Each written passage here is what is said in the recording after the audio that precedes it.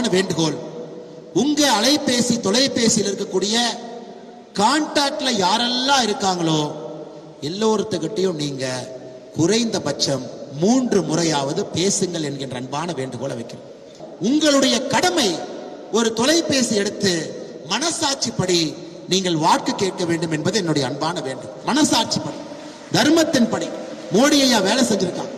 ஒரு மனிதன் ஒரு சின்ன கரை இல்லாம இந்திய ஜனநாயகத்துல இவ்வளவு பெரிய வேலை பார்ப்பது ரொம்ப கஷ்டங்க. ஒரு சின்ன